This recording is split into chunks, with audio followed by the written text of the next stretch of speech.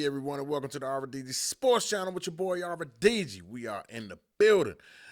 Please hit that like, share, and subscribe button. And thank everyone for tuning in. And thank you to the loyal subscribers still holding on for dear life because I haven't been recording. I haven't been on here. Like I said, this is not the way I make income, ladies and gentlemen. But I enjoy making podcasts about my Commanders. And anyway, I haven't made a video about the Giants last game. I just wanted to say we beat them boys, but we could have been a little bit better. I wasn't pleased with the penalties. I wasn't pleased with the drops. I wasn't pleased with the overthrows. We could have played better, and we will play better. Just hold on tight and be patient. Don't hit the panic button. Don't think that Jayden Daniels gonna go into a sophomore slump. Excuse me. Don't think that Jayden Daniels is going to go into a sophomore slump. That's not going to happen. He was a little bit off target. It's like preseason. Like Unc told me. It's preseason, man. Relax, nephew. It's preseason. We was watching the game together, man, and I was a little bit worried, but Unc had to bring me back down to reality and let me know that, hey, those guys didn't get a lot of time during preseason. So this is their preseason. Hopefully they get it out of the way. Hopefully Jayden Daniels and Terry McLaurin will connect. I know Terry a happy man with that big time contract, but hey, it's time to get back to business. It's time to move forward. And speaking of moving forward, let's talk about the new guys on offense. Deebo Samuels taking lunch money. And you got my man JCM, Ja'Cory Crosby Murray. I want to call this guy Crosby so bad. It just flow.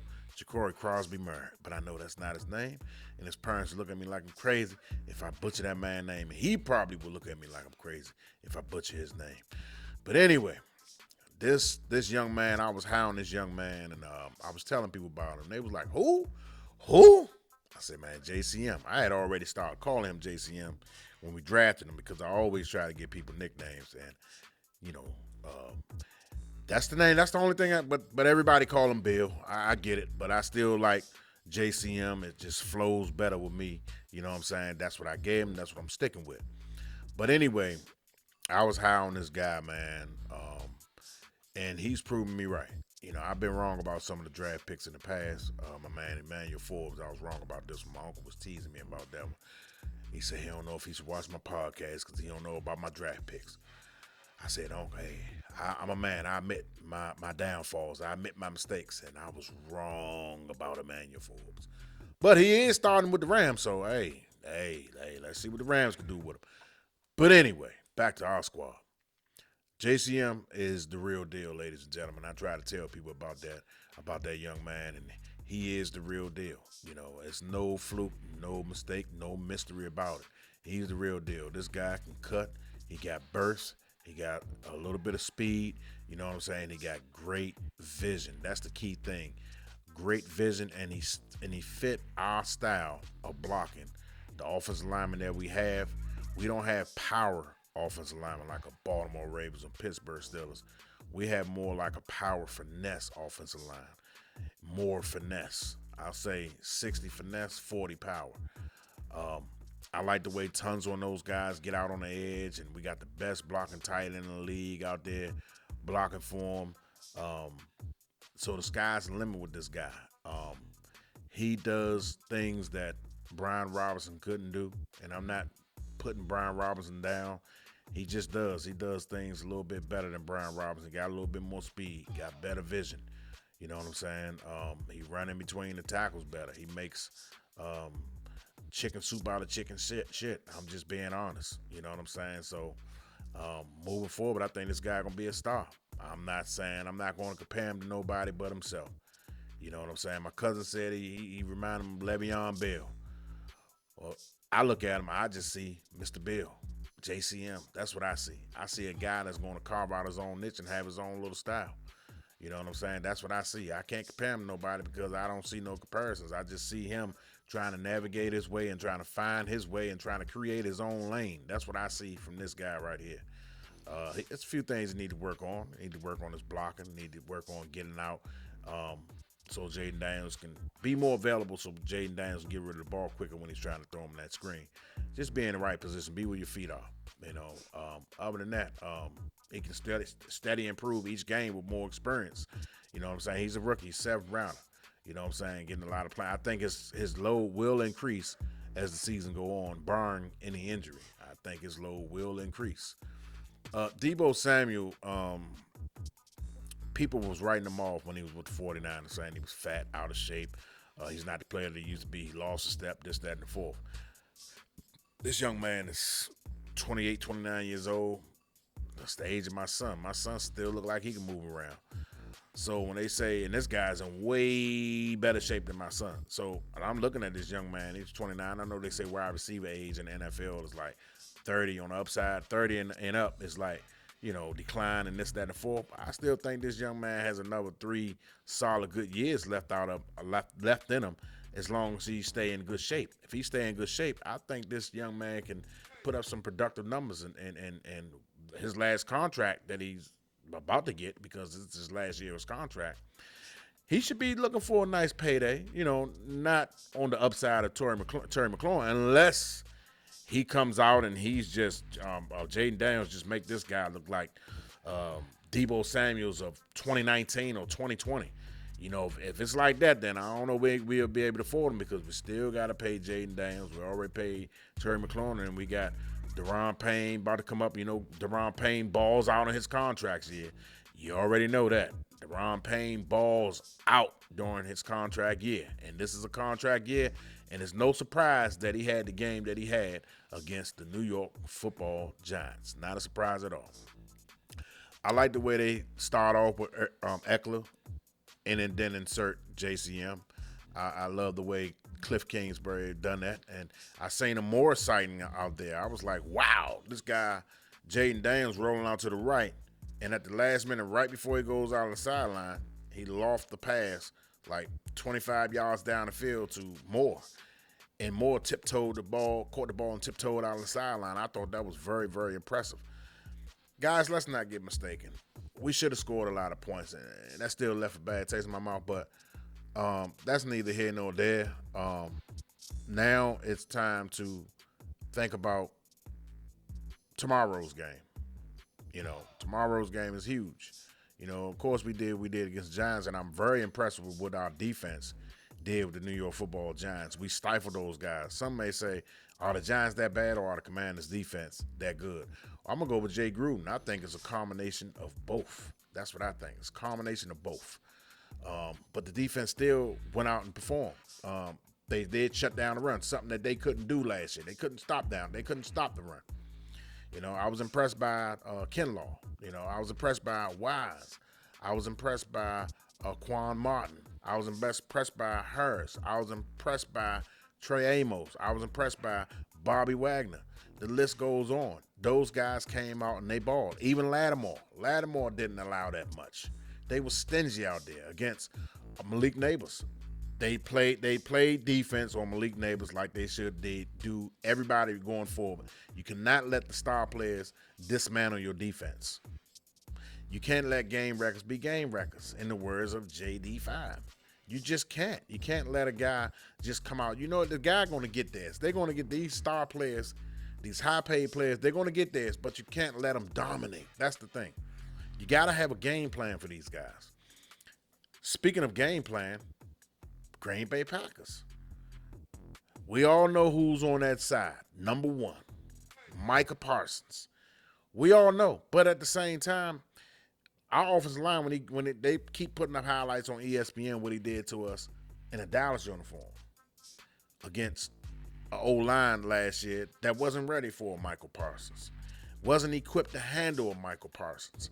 But now you look at it this year with the new players that we have in the interior line and on the outside, I think the rookie will be tested, Connolly. I think he'll be tested often and early. I think Michael Parsons is going to try to make a conscious decision to stay on that side, because Laremy Tunsil is no easy fish to go around. He's going to have his work. He's going to have to work hard with Laremy Tunsil. But with Josh Connolly, He could try some of his finesse moves, power moves on the young rook to see if the young rook can hold his own. He's going to test him early in the offense. Best believe that. He's going to come. So we got to have a game plan for that. We got to have a game plan to neutralize him when he want to line up on that side and test the rook. You can do some chips.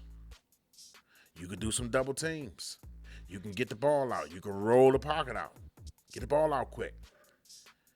You know, he want to play aggressive. We're going to use that aggressive. We're going to run at him because he want to get out to the pass. So we need to get that tight end over there and run right at him.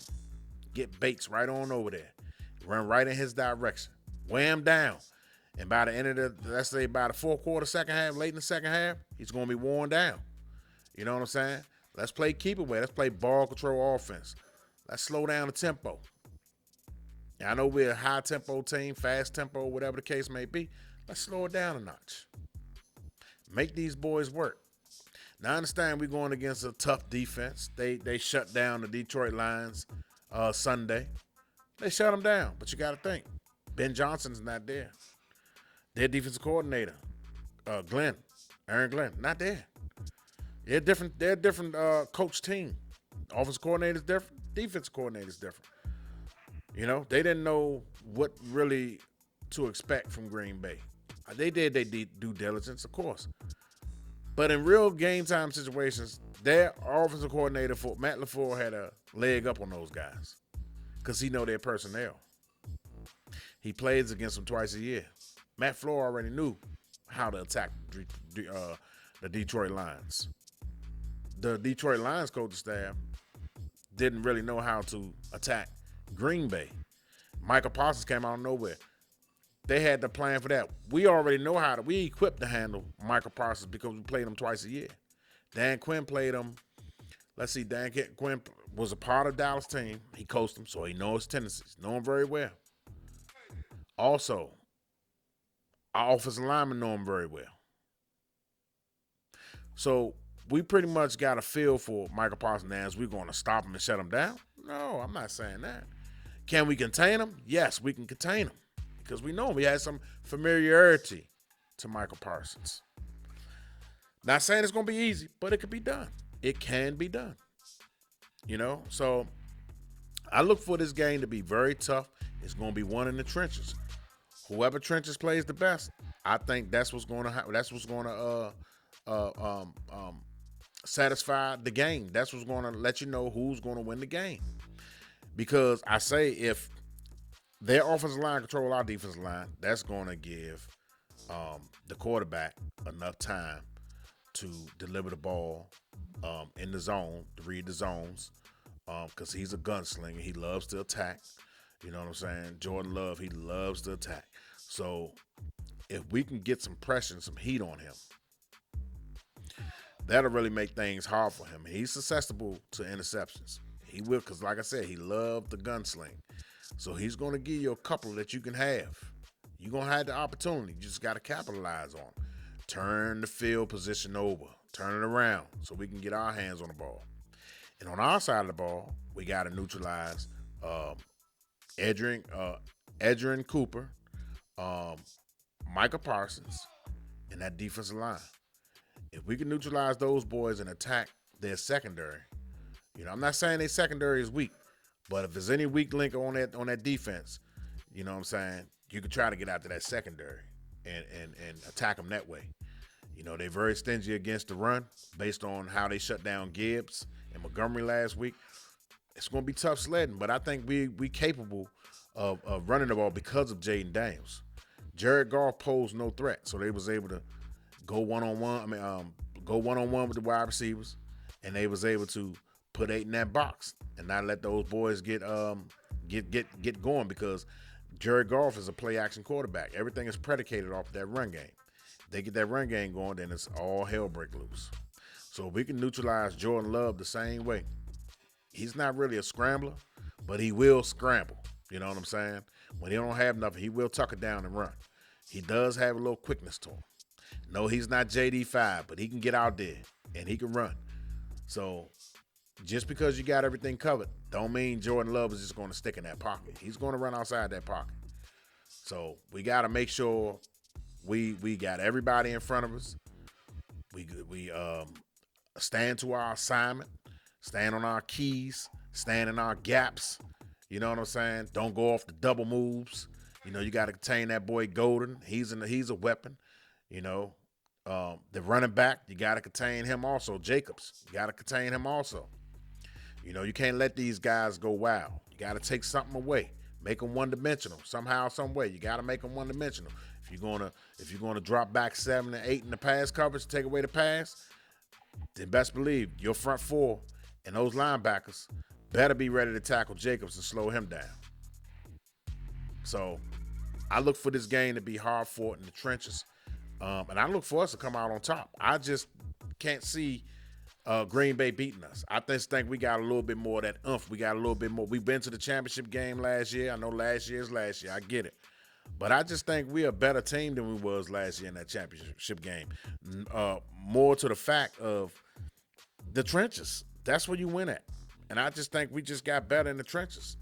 So regardless of the skill players, I don't care about the skill players. I don't care about all the skill players Green Bay has. If we able to get pressure to him and affect his throwing lanes and stuff like that and get him uncomfortable, moving around in that pocket and throw him off his mark, he's not going to be as accurate. That'll give our defensive players a chance to make a play on the ball. You know, so that's what I'm hoping, and that's what the game plan should be. Corral this guy and make it tough for him. Don't make it easy for him. Get him off his mark. You know what I'm saying? Hit him. Every time you throw the ball, hit him. As long as it's within the rules. Get after him. You know, you got to make this guy uncomfortable. Make him uneasy. You know, contain that run. Don't let the run, don't let them get that running game going. Try to control the screen game. Watch out for the screens. You know, so I put Amos on Golden. Let Amos and Golden go to work. You know, that's my game plan. And on offense, every time Jayden Daniels, chance you get, run the ball, go out of bounds, slide. Every chance you get, that'll create more lanes for the passing game. You know, run Ja'Cory Murray. I'm just gonna call him Bill for right now. JCM. Run them. You know, run them 15 times this game. You know what I'm saying? Let Ertz come out the backfield, catch some balls, mismatch against their linebackers. I think we can do this. I think we can go in there, and it's going to be close. I don't think we're going to blow them out. No, we're not going to blow them out, but I think it will be close. I think the final score, I'm predicting, final score maybe 31-23, 31-24. That's my final prediction. And I'm real confident that we will come out on top. That's my prediction. That's what I feel. I don't see the Packers beating us. I'm sorry.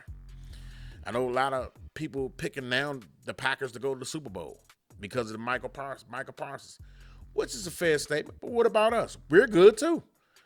We're good too. Just because we don't have star-studded players all over the field doesn't mean we're not good. You know, people think we don't have good depth. I'll call cap on that. Because of preseason? Preseason? Okay. We'll see. Anyway, that's all I wanted to say today. Final score, 31-24. Commanders on top. See you guys tomorrow. Peace.